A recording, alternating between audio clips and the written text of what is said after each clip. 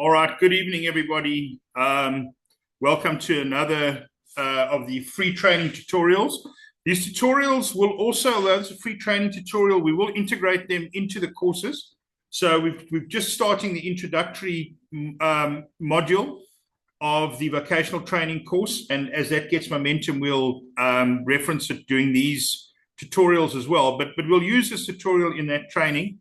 And you'll see why, I think, during the course of the evening. It's this evening it's a very interesting tutorial in my view. It's this evening what we're going to do is take a slightly different approach to what we have, and we're not going to look at the hardcore sort of technical side of things this evening. I want us just to take a step back and reflect on the art of persuasion and persuading, what it is that the role of an expert really is. And if you reflect on that, and it's very similar to the role of an advocate. In this respect, the expert and the advocate are in a very similar position. And in fact, I think the expert in this regard is in a more similar position to the advocate than to the attorneys. The attorneys, as you know, are much more involved in the preparation of the case, but they don't actually stand up in court and have to persuade on their feet. So as far as the oral presentation is concerned, the art of advocacy and the art of testifying orally as an expert are very similar. Where I think attorneys, advocates, and experts have a lot in common, more broadly speaking, is with regard to written work. So when we talk about the art of persuasion, we're really talking about all forms of communication, i.e. both the written and the oral forms of communication. It really obviously begins, the journey begins with the written form of communication, but it's the idea of getting these concepts and these thoughts into your head and organizing them and arranging them and the skills of how you put that across in your writing and then in court, which we're going to just reflect on today a bit. And I decided, what we can do is, it's something that I've been aware of in my practice as an advocate.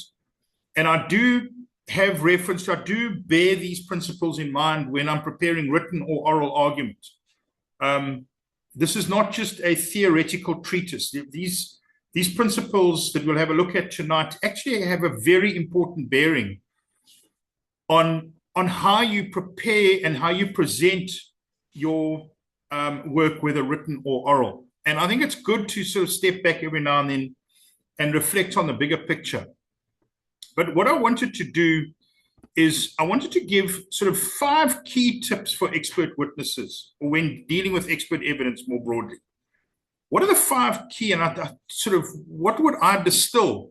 Everything that I've seen, and I've really dealt with thousands and thousands of experts.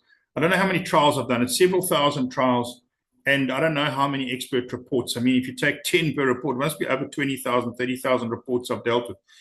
And then, of course, I've written the books and looked close at the law and everything. And I thought to myself, I wonder what, if you had to distill that into 5 key points, how would you go about doing that? And I thought to myself, what I should do is you want to try and get the overall picture summarized, like in a nutshell, in those 5 points. And then I applied my mind to how one would do that. And I've come up with my version of this. Different people have different takes on it, but this is what I would suggest are the 5 key points that I would then consider in respect of expert evidence.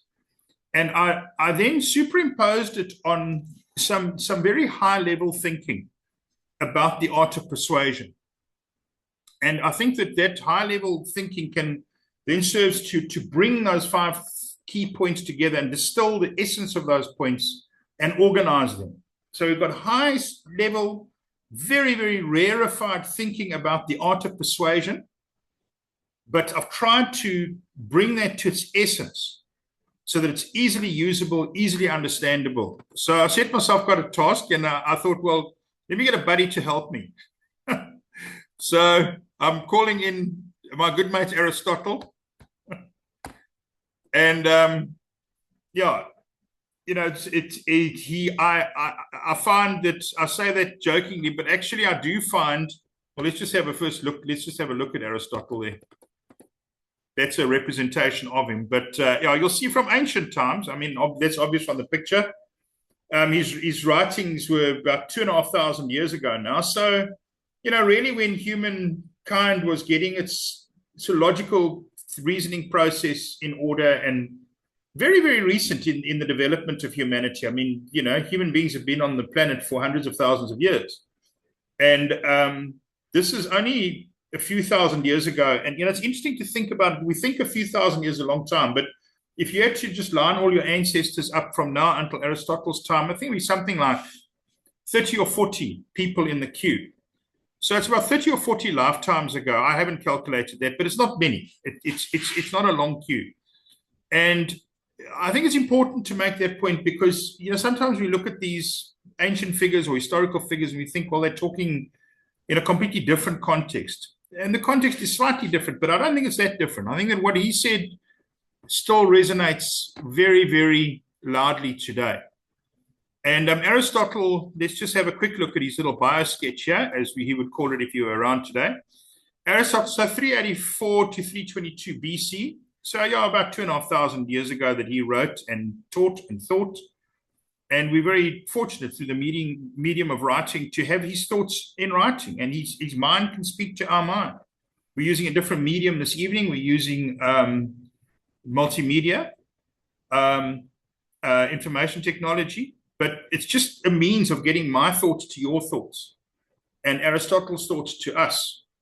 And that's also a point to bear in mind. When you're writing for court, what you're doing is you're taking your thoughts, you're distilling those thoughts, organizing them, and then you're speaking to an audience. Obviously, most importantly, potentially the judge, but there's a range of other people. They're the attorneys, they're the experts. There may be article clerks, various people that could read what you write. And that has to be borne in mind. But it's really that communication of thought between one mind and another, which I think is in the essence of expert evidence. And one of the reasons I love it so much is that meeting of the minds. And then the other point about expert evidence is that it's a teamwork. So you're talking to your advocate via the written page. You're talking to your attorney. You're talking to the judge. But you're talking to other experts in your camp. And so you're forming a team, and it's that meeting of the minds originally through writing and then through the interview consultation process and then presentation of evidence. That's what the essence of what's going on. So anyway, let's just continue with Aristotle. His writings cover a broad range of subjects. Phenomenal mind, really incredible mind, this guy. But anyway, spanning the natural sciences, philosophy, linguistics, economics, politics, psychology, and the arts. Very, very amazing mind, and I believe very, very good in person. When you watch a good advocate on his or her feet, they get like a presence and there's a persuasiveness to them. They hold that court in their hand. And for expert witnesses, there's a point there as well. If that does come with practice, and experts don't appear very often actually in court. But when you go into court, if you have a command of your subject, as you settle into that subject, particularly in your evidence in chief, I've watched very good experts command the court. When they're talking about their subject, it's compelling, very interesting to listen to. And they've got a way of coming across, but in terms of which their thoughts are organized, it's structured, and it's dealing with the issue, but it's persuasive. And this evening's tutorial is about what are the sort of nuts and bolts of that, building that persuasive, that ability to persuade. What is that all about? And we'll have a look at that, and I've got some thoughts on that based on my experience. Anyway, Aristotle began the wider Aristotelian tradition that followed, which set the groundwork for the development of modern science. So here we are with human beings starting to organize how they think, how they communicate in a structured way, and that now forms the foundation of everything that we do. So much, if we look around us, everything that is built and constructed, and the computers that we're working on. Our medicine, the experts will know better than me, medicine and the sciences, and all of that is really finds its origins in the Aristotelian tradition. Now, Aristotle's now, it's turned more to our precise subject matter. Aristotle's three principles of argument, often called the rhetorical appeals. There was a time in the sort of classic tradition of education, and even, for instance, when I went to Oxford, Oxford University, they have there were certain subjects that you covered. And one of them was rhetoric, and rhetoric was really about the art of persuasion. So Aristotle talks about modes of persuasion. And then we'll look at those 3 modes of persuasion today. But these are the essential pillars used to convince an audience. And if you now just pause there and think about what are you doing as an expert witness, or what are you doing as an advocate using an expert witness, or an attorney using an expert witness, what are you wanting to achieve via that expert? And the answer is really that you're wanting that witness to persuade. And it's a bit different to the lay witness, because the lay witness is really pretty much a factual witness. But because of this element of an expert offering their opinion, and by virtue of their training, skill, and experience, as we look at in the coursework, we look at this closely. But by virtue of training, skill, and experience, they qualify themselves to offer an opinion. And that's the real hallmark of the expert evidence. It's that opinion, which must be of appreciable assistance, appreciable help to the court. There's the essence, in a nutshell, of expert evidence. Now, let's have a look, and then he talks about the essential pillars used to convince an audience. He famously detailed these in his treatise, Aristotle's Rhetoric. As I was saying, there was a whole subject called rhetoric, which used to be about persuasion. I think it would be very, very interesting to have taken that course. I know they still offer that course at universities. You can watch videos online about the art of rhetoric. It's actually quite interesting. Gets quite involved. I found it interesting when I watched it, and I think it did help my performance in court. But really, these key principles are really, from a practical point of view, a very good start. Anyway, let's just have a look at these. So I've said there, if you look at those 5, I've taken 5 key principles. And I will explain what the mode of persuasion is, but I've taken Aristotle's 3 modes of persuasion, and I've then developed a key principle related to that mode of persuasion. And Aristotle identified 3 modes of persuasion: ethos, logos, and pathos. We will look at that, and I will come back and I will unpack the key principles once we've been through Aristotle's modes of persuasion and what I'm saying about that. But let's just turn to these modes of persuasion. So there's an infographic which I've used from a website, a person who writes on the art of persuasion. And that infographic sets out examples of each of the 3 pillars which Aristotle identified. Now, a point I want to make, which is quite important, is that these 3 modes of persuasion must be used in the right proportion. And I'm going to talk about the one which is pathos, which is very important, but needs to be managed very carefully when you're doing technical writing and scientific writing and court writing. There must be the right balance here. So let's just first look at these 3 modes of persuasion, and then I will make some comments as we go on balance. So, all right, so now those 3 modes of persuasion. So I'm just going to switch to my mouse here. Bear with me. All right, so Aristotle's pillars or modes of persuasion, all right? Firstly, logos, ethos, and pathos. So now logos is coherent structure. Logos, it gives the root of the word logic. So logic is the one mode, one pillar is you must have logical, oral or written communication in order to persuade. If it's not logical, it's certainly not in the work we do, it's not going to persuade. Okay, and in fact, I would put logic as the most important of these 3 pillars. It overshadows the other 2. But the other 2 are still there. But logic is your cornerstone. All right, in this particular work. Coherent structure, facts, data, statistics, test results, research, and graphs. All right, so just that logical reasoning, which Michael versus Linksfield Park Clinic, those who've done the course or are doing the course will bump into that case. We've done it in one of these tutorials as well, the importance of logical reasoning. Then you've got the second pillar, ethos, which I find very interesting. Its credibility is the way it's been translated here. But look at it: reputation, authority, expertise, trustworthiness, stage presence, confidence. Now, that really goes to the character of the speaker. Who is the speaker? How do they come across? And you'll see, for instance, reputation.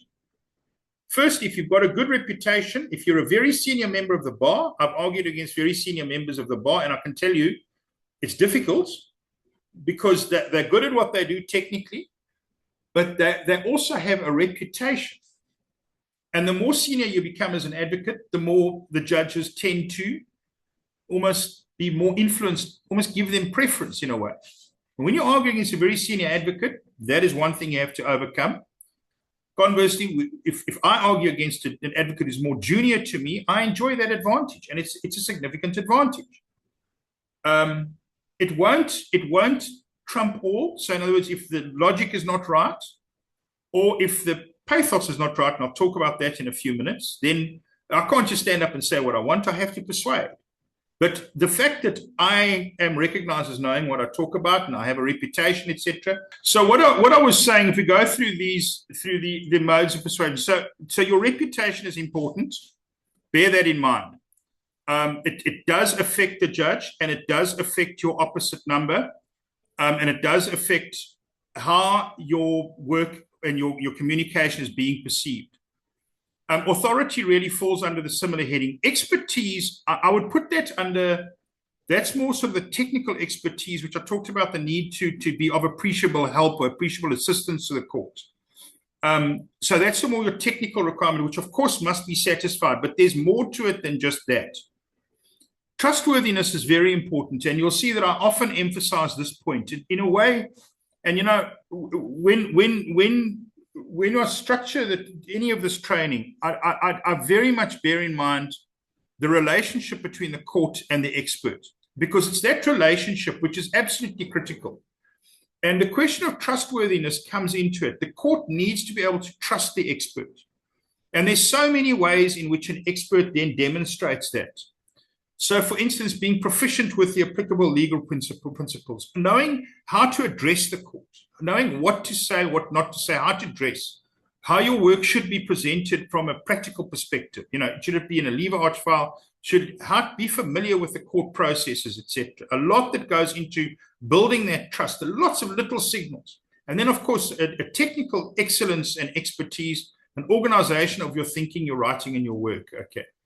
Then you get stage presence. That again goes to when you're in court, particularly when you're testifying. How do you deal with the courtroom experience? How do you deal with when things go wrong?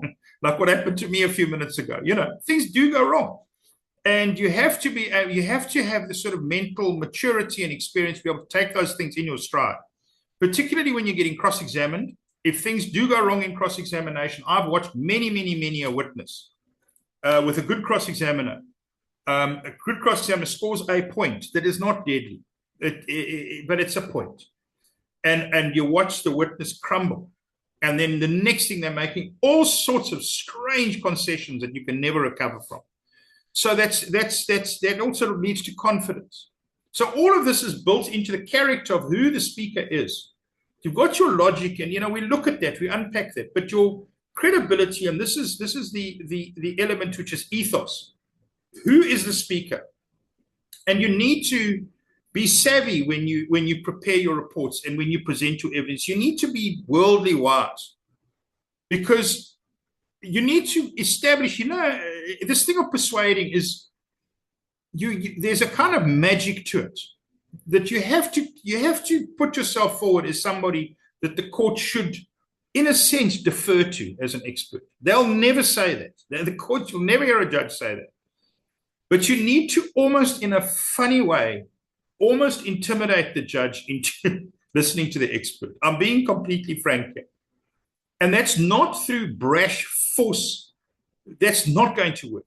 The way it's done is this way. It's done through showing that you know. Show, don't tell is a big thing. Show that you're an expert in the subject. Show that you know what you're talking about on the facts of the matter. Show that from the beginning. Establish your expertise. Put up your CV. And take that position, occupy that space, and go into that courtroom and occupy that space. That's what you want from an expert. Okay, and then now pathos. I'm going to deal with pathos now. This is I think the most challenging of the three pillars for our purposes, for me to deal with tonight. I just want to be very, very careful and very clear in what I'm saying when I deal with pathos. Pathos is, it's emotion, humor, vulnerability, metaphor, surprise, images, storytelling. Okay, let's just go down a bit and see pathos. Pathos is persuasion. Well, I'll tell you what, I'll go back to the other two. Let me deal with pathos while we're on. Pathos is persuasion based on an emotional appeal to the audience. Now we're getting into some potentially controversial territory here, but I'm going to give you my views. Aristotle said that an emotional speaker always makes his audience feel with him. Storytelling is one of the best ways to tap into emotion. Now, we've got to be careful here. We are dealing with court work, and we're dealing with logic trumps all. However, that does not mean that your writing must be sterile and boring. You need to tell a story in a way, but you've got to be very, very sophisticated in how you do that. You cannot just go and make an emotional argument. You're going to get nowhere. You're going to alienate the judge because they want a logical, rational explanation. They do not want to be persuaded by feelings. Having said that, you're dealing with a human being. And, the little boy who's suffering and whose leg now is permanently disabled, and the experiences that child is going to go through as a result of a motor vehicle accident or medical negligence or whatever you're dealing with, that child's experiences must properly be portrayed in your work, because it's an important factor when it comes to the assessment of general damages. It's an important factor in the overall atmosphere of the case. And I can tell you, particularly when you get to medical negligence, clinical negligence, but even RAF work when you're dealing with damages, I've seen some heavy evidence where the plaintiff gets in the witness box and explains what the impact of these dry facts on paper are to that person's life. And I certainly use pathos in my advocacy. So, for instance, I will consider putting a plaintiff in the witness box to explain general damages, because my view is it will probably, all things being equal, will probably increase the award that I will get. Because when the judge hears this other human being and what he or she has gone through and will go through, it's natural just to sympathize a bit more. Okay, so, but you have to manage it very carefully. You have to be very sophisticated in how you do this. You cannot just go and make an emotional appeal. It will backfire horribly, and you'll lose the trust of the court, because the court will then see it as, right now, what you remember that one about the ethos one, the trust. Now you're trying to just play me. I want to know what the logic of it is. So the way that you do it, I would say, and I was thinking about it this afternoon, is you do it sort of indirectly. You don't just make an emotional appeal, but you show, don't tell. So explain those facts. Like I've just set them out now. Those are all facts. There's no emotional appeal there, but it's giving the right color and the right highs and lows and the full picture to the court. So that I would say, don't forget the human element. I very often, and I would say that over the years, it really has been brought home to me as an advocate now. When I argue, I know that what I really want to try and present to the judge is simple justice. They used to say between man and man. Okay, simple justice between people. Okay, you just want that. The court is trying to do that. The judges take their job seriously. They are trying their level best under difficult circumstances with heavy workloads. They are trying to do the right thing in terms of doing simple justice, and try and present your case in that way, that it is like simple justice, not complicated abstract. It's just common sense. It's factually sound. And it just feels it's the right thing, it's the right result in the case. When you get the judge seeing that your particular, and whatever, it can be a small little argument or a very complicated argument, but that you're asking him or her to do simple justice between people, it becomes very powerful. The judge almost comes onto your side and then starts asking the opposite side more hostile questions. So that, to me, is also a form of emotion that's coming into it. And then the other point I want to pick up on is storytelling. And storytelling is very, very important. You know, human beings understand the world around them very much in terms of stories. And we go once upon a time. What's it? Kwasugela, right? But it's right. We're now entering the storytelling realm. We're entering the narrative realm. And you should, when you particularly when things are complicated, facts are complicated, try and tell the story in logical sequence. Start at the beginning and work through to the end. And tell the story. That's why chronology is very important. So those are ways of where emotions tend to come into it. But here they say storytelling is one of the best ways to tap into emotion. We don't want to tell the story to come with an emotional argument, but we want to be able to make coherent sense of what we're saying. And so storytelling in the sense of a chronological exposition of what happened is a very powerful tool to use. Okay, so let me just stop that. Stop sharing.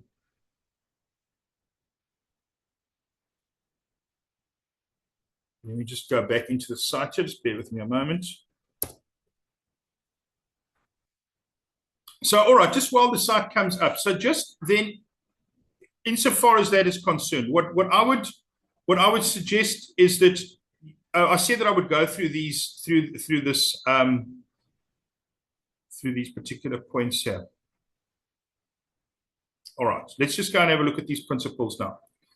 So firstly, I thought the first two principles related to ethos. So here's the pillar or mode of persuasion. Here's the key principle. So the first one really relates to ethos. And that, I'm sorry for the spelling error, I'll sort that out afterwards. Ensure that you're properly qualified to present the opinion. That's the sort of technical qualification of the expert. Be aware of the principles that apply, the legal principles that apply. Be aware of the particular issues in the case. Be aware of on the technical side, you need to know this, right? You just need to know what the rules are, and you must follow the rules to qualify yourself as an expert, all right? Then number two, always have the objective in mind. Geez, I'm not sure what my typing was doing here. I do apologize. I'll sort this out. Of appreciable help to the court. Okay, so now this concept of appreciable help, remember, I do raise this quite often. Be of assistance to the court. The judges have a difficult job. That's very important. So that's really your ethos aspect. Okay, who you are. You're an expert. You're there, and you know, as an assessor, and I've spoken about that often.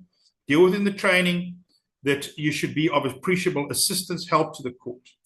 Then let's have a look at the next one, which is logos, which I think is actually the most important one. But you must comply with the principles set out in Michael versus Linksfield Park Clinic, which is that logical development of your argument. That's really what you're looking for, is a logical development of the argument. And that, as I say, that only gets one block in this table. But believe me that is probably 80% of what we're dealing with is logos, because once you've qualified yourself as an expert and once you are under cross-examination, your logic is going to be tested. So that is the most important aspect, really, is the logos or the logic aspect of it.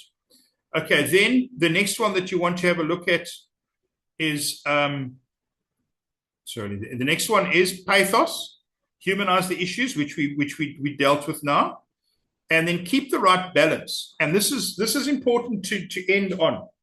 So we've been through ethos, logos, and pathos. But now you must make sure that you get those three pillars. They're not sort of equal, as is clear from what I said about logos. Logic must dominate. But who is speaking, and the art of persuasion and an oral sense of your character, commanding the court, all of that comes into it. And then the third thing is the pathos, or I would rather call it the human element rather than emotion. I would just say humanize the issues. If as I say, general damage is an easy example, but there are other examples of special damages, for instance. To try not to keep it just to the dry numbers on the page. Try to tell a story through those numbers, because the judge will understand that. And if you're telling a story which is aimed at delivering simple justice between people, between human beings, you're going to be in a much better position insofar as being able to persuade the court is concerned.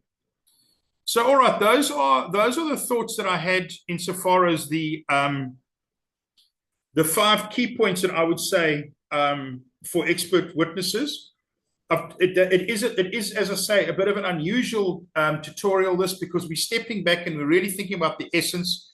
And in respect of each of those elements, there is like a world locked up inside each one of those three pillars, which will occupy you for the rest of your lives if you stay doing this type of work. It's fascinating work, very demanding work, but that really can form almost a compass. And when you do your written work, or when you're preparing to go to court, bear in mind those three pillars and think about how you are going to marshal those three pillars to maximize the effect of what it is that you're saying and doing, your written and your oral work. All right, we are, as I say, we're getting underway with the vocational training. Please keep an eye on the group. There is information coming out on the group. We try not to bomb the group too much. Everybody's busy. But there is important information coming up with those WhatsApp messages. And please keep an eye on those WhatsApp messages. Thank you for joining us. Tonight, I think, is a very interesting one. I just want to quickly go and have a look at these chats just to see. Yeah, okay, there we go. Okay, there's nothing really of substance. I think those chats are all done. Thanks very much. We will see you next week at the same time, I think. Please just have a look at the program to see what's coming up, and keep an eye on the WhatsApp group to see what's coming up. The program is up there. Thank you. Bye-bye.